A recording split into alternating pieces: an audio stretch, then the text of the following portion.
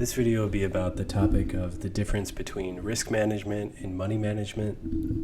They're very different. People use the term interchangeably, but they're not the same thing, and hopefully I can make the case or at least explain why they're different.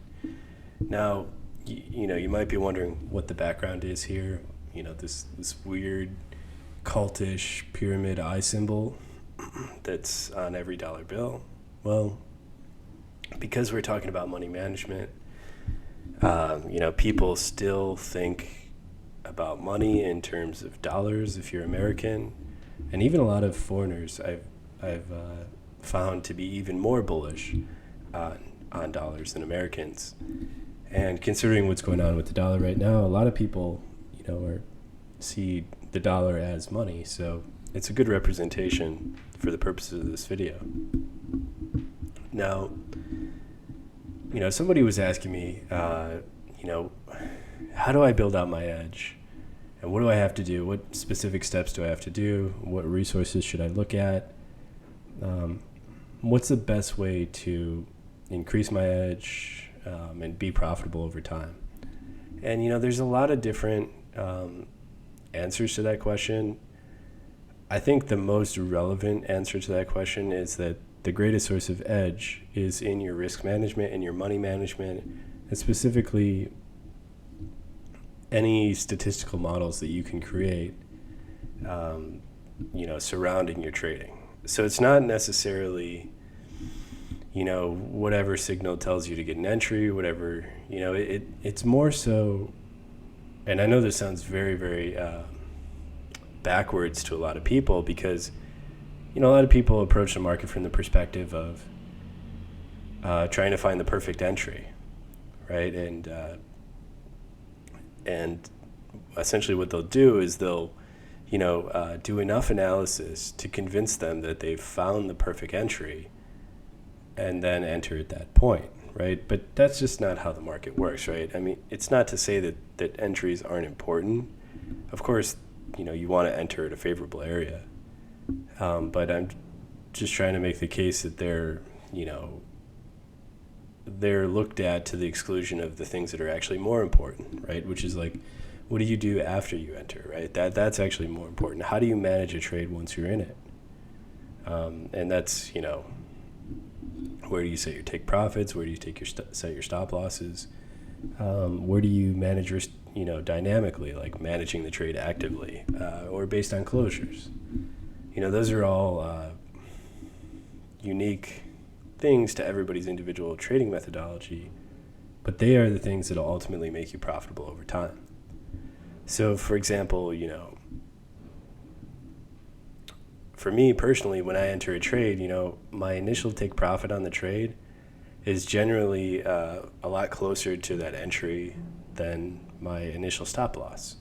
Now, as the trade evolves and plays out, that's obviously not the case. Then the stop loss gets a little tighter and take profits get further out. But it's a good example of how, I think about a trade initially, and I think about the strike ratio in terms of how often does price hit that first take profit. And I look to, hopefully get to the 80% level. Generally that somewhere between 80 and 90% of first take profits hit. Now keep in mind that, my first take profit is very close to my entry, significantly close, a lot closer than people would expect. So it's not like, and I have several take profits, so it's not like, my strike ratio is 85% means every single take profit got hit. No, it just means that price, the strike ratio just represents the fact that price offered a reaction at the level I was looking at. Like, as small as that reaction would be, any reaction enough to start taking profit out of the market. So that's a good example of like a risk management strategy. But, on the flip side, you have money management, right? And kind of the purpose of this video is to distinguish between the two. Now, risk management is essentially what you do after you enter an individual trade. right? But money management is the statistical models you apply to your account equity over a series of trades. Now, another way to think about this is that, if you may want to graph your account equity the same way you would graph price. And if you do that, what you want to see is a slow and steady climb in your account equity, right? You don't want to see volatility in your account equity, even if it's to the upside, because it's the volatility itself that will break your psyche, not necessarily the direction of that volatility expression. You can break your psyche with a volatile increase in your equity of your account to the upside, or a volatile increase to the downside. It's not just downside volatility that will break it.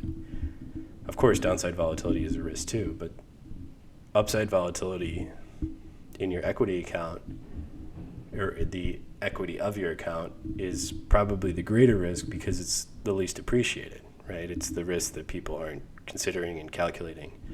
People generally focus a lot on the effects of downside volatility on their psyche, but they don't spend as much time on the upside. But anyway, it's a long way of saying that you want to dampen volatility in your equity account, and you want to have money management principles that dampen that volatility. The type of money management principles that protect you from a drawdown before you even know the drawdown's occurring. So a good thing is, a rule that I'll implement in my trading methodology is that, say after 3 losses in a row, then my trading methodology shifts from any situation where I'm adding risk to a situation where I'm taking away risk.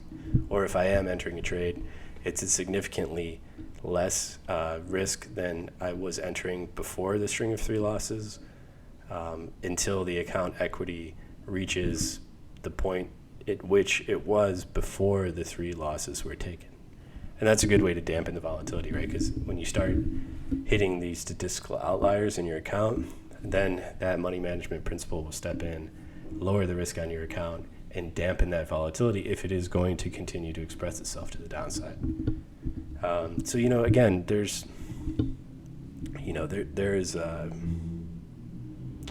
a lot of different ideas you could incorporate, and really the best ideas you can incorporate are the ideas that come from within. This type of statistical methodologies that you find yourself gravitating to, even if people say that they're not good, or that or even if they don't say they're not good, that they just don't talk about them a lot, right? The fact that you spend a lot of time thinking about them and those methodologies, that's a signal that you want to incorporate that into your own methodology, right? Because it's tailored to you as an individual.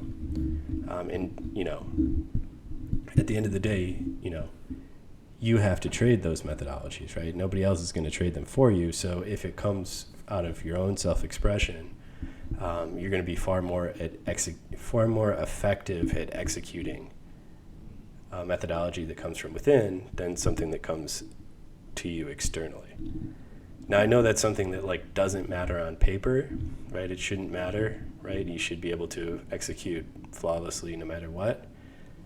But it's just one of those things that, you only really learn it from experience, and you're right, it shouldn't matter on paper, but it does.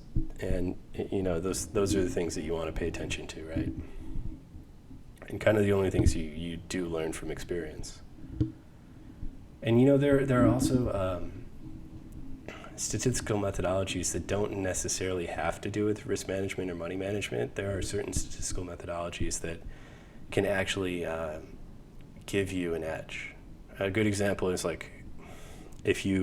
form of the Martingale principle. Now, I know that that's probably a terrible example because the Martingale principle is one of the most hated principles in statistics as far as it relates to trading, but there is a way to use it that will increase your profitability in a way that doesn't have to do with managing risk. Now, people don't like that principle because people interpret it to mean doubling down on a losing trade. But if you look at it through the context of, say, rebalancing through the context of portfolio rebalancing, is a good way to conceptualize it. If you think about portfolio rebalancing, in terms of the Martingale principle, which is basically doubling the risk after a losing trade. Not on the same trade, but after a losing trade. So, and that works very well with rebalancing. So if you have I'm trying to think of the best way to explain this. Essentially, there's a theory in gambling that if you take profits off the table in gambling and only reinvest the profit on the previous successful gamble, and you do that continuously, right? Build it out over a succession of successful gambles, then you inherently limit your risk because you're only playing with house money. Now, I know that sounds a little bit counterintuitive, but the idea is that, you can never, utilizing that principle, you do limit your upside potential pretty dramatically, but you also shield yourself from the risk of ruin because the account equity is sort of fixed at the initial allocation. So it's creating like a natural firewall against equity drawdown. So when you think about it that way, but it also creates an opportunity to create an endless amount of bets over time.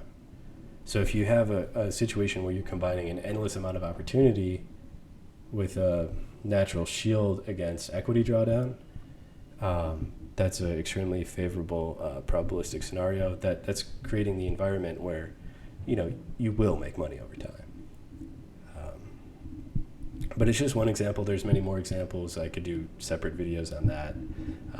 And I'll probably, put something together in a little bit, but I think I'll just end this video here.